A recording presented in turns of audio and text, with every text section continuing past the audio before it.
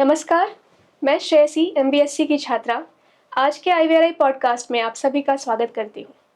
आज हम पोल्ट्री की एक महत्वपूर्ण बीमारी पर चर्चा करने वाले हैं जिसका नाम है एवियन इन्फ्लुएंजा।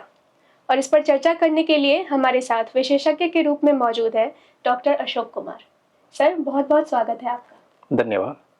आप पैथोलॉजी विभाग में वैज्ञानिक के तौर पर कार्यरत हैं और एवियन पैथोलॉजी में आपका 9 वर्षों का एक्सपीरियंस रहा है।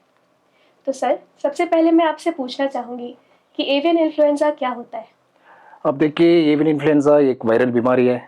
वो हमारा डोमेस्टिकेटेड चिकन्स को बहुत अफेक्ट करता है। वो बहुत ज़्यादा इन्फेक्शन काज करता है। बट मेन चीज़ ये है, ये डोमेस्टिकेटेड चिकन्स में नहीं मिलता है, बट माइग्रेटरी बर्ड्स में मिलता है। वो माइग्रेटरी बर्ड्स कहाँ कहाँ जाता है, वो ले जाता है, उसका इंटेस्टाइन में ज़्यादा मिलता है।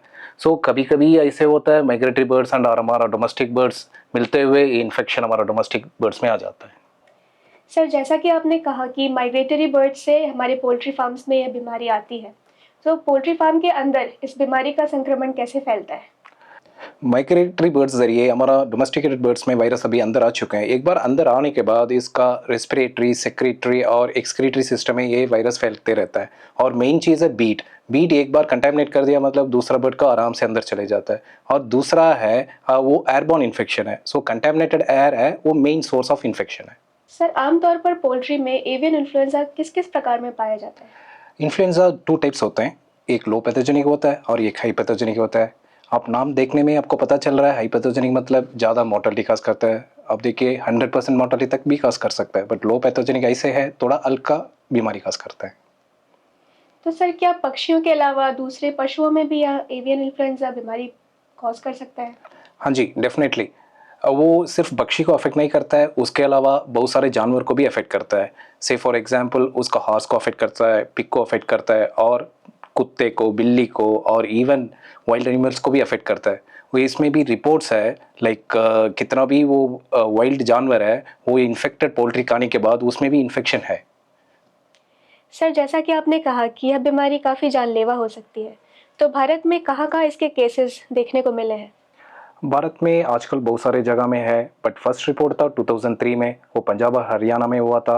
वो तो लो पैथोजेनिक था, बट आजकल सारा कितना भी बीमारी आ रहा है वो हाई पैथोजेनिक है। वो आजकल सभी स्टेट्स में वो रिपोर्ट कर रहे हैं, मेजर पोल्ट्री प्रोड्यूसिंग स्टेट्स में सभी जगह में है। सर, जैसा कि आपने कहा कि एवियन इन्फ्लुएंजा से बाकी पशु भी प्रभावित हो सकते हैं, खास करके घोड़े और पिग्स। तो क्या सर पिग और पोल्ट्री को एक साथ पाला जा सकता है? पिग्स में ऑलरेडी इन्फ्लुएंजा ये अंदर होता है। सो क्या होता है, हमारा एवियन इन्फ्लुएंजा और इन्फ्लुएंजा ऑफ पिग दोनों मिला के नया इन्फ्लुएंजा आ जाता है। बहुत चांसेस की वो हाईली पैथोजेनिक हो सकता है। सो इसी कारण से हम कभी भी पिग्स और चिकन साथ में नहीं रहना चाहिए। सर, एवियन इन्फ्लुएंजा से प्रभावित पक्षियों में क्या क्लिनिकल साइंस देखने को मिल सकते हैं? क्लिनिकल साइंस डिपेंड करता है वो बर्ड हाई पैथोजेनिक में इन्फेक्ट हुआ है और लो पैथोजेनिक में इन्फेक्ट हुआ। हाई पैथोजेनिक इन्फेक्ट हुआ, मैंने पहले ही कहा, वो 100% मॉर्टेलिटी काज करता है। इसी वजह से वो बर्ड्स जल्दी मर जाता है, हमको कुछ क्लिनिकल साइंस देखने में नहीं मिलता है। So but in case of layers आप देखेंगे तो उसका अंडा बहुत कम हो जाता है और सडनली रोक देता है पूरा, और उसका वेट पूरा रिड्यूस हो जाता है। But low low pathogenic avian influenza ऐसे एक बीमारी है, वो बहुत हल्का सा रेस्पिरेटरी इन्फेक्शन काज करता है, बट उसका मॉर्टेलिटी बहुत कम है। बट ये बैक्टीरिया कभी आ जाता है, उसका मॉर्टेलिटी बहुत बढ़ जाता है। सो यही क्लिनिकल साइंस है। सर, पोल्ट्री फार्म में कई तरह की बीमारियां होती हैं, तो हम एवियन इन्फ्लुएंजा की डायग्नोसिस यानी कि पुष्टिकरण कैसे कर सकते हैं? डायग्नोसिस मेनली 3 तरीके से होते हैं। पहले तो होता है क्लिनिकल साइंस में पहले बताया वो है। दूसरा है एक्सटर्नल साइंस। एक्सटर्नल साइंस को हमको उसका कलगी नीला हो जाता है और उसका पैर में खून जम जाता है। और तीसरा है पीसीआर। पीसीआर के लिए सैंपल्स हम कलेक्ट करके वो कैडराइड और आईसीआर निषाद भोपाल को भेज सकते हैं।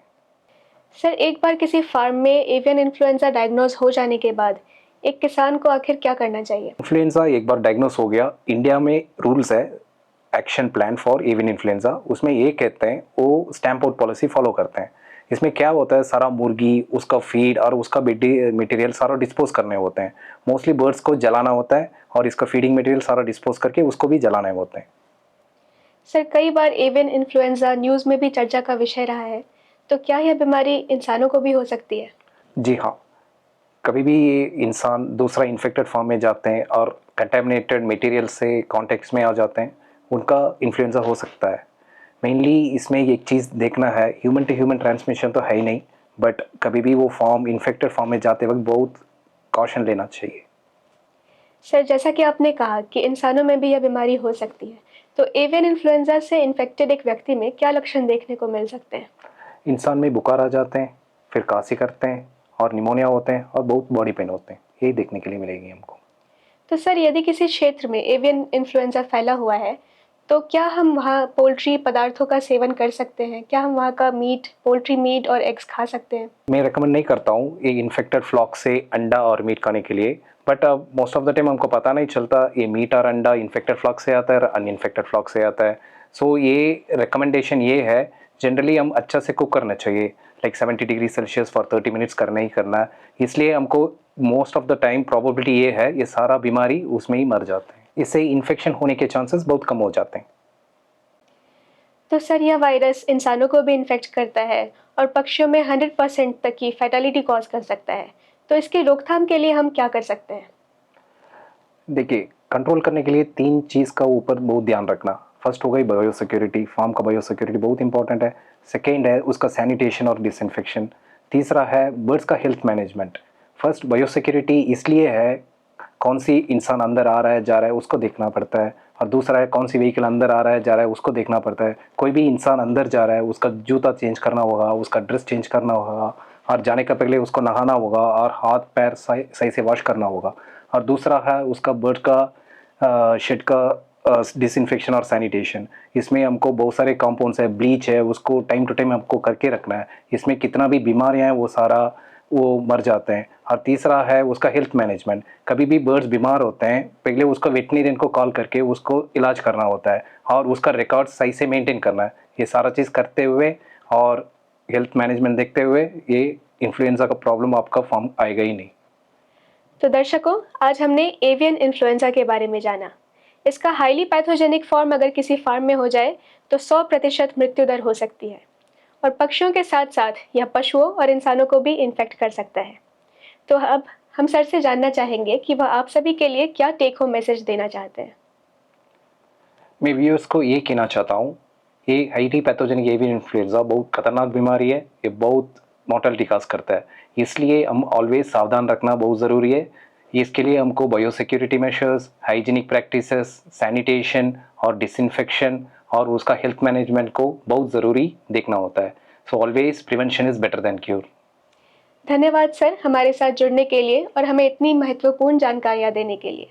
और दर्शकों, आप सभी का भी बहुत बहुत धन्यवाद हमारे साथ बने रहने के लिए। उम्मीद करती हूँ आज भी आपने कुछ नया सीखा होगा, और आगे भी ऐसी जानकारियों के लिए बने रहे IVRI पॉडकास्ट के साथ। धन्यवाद। धन्यवाद।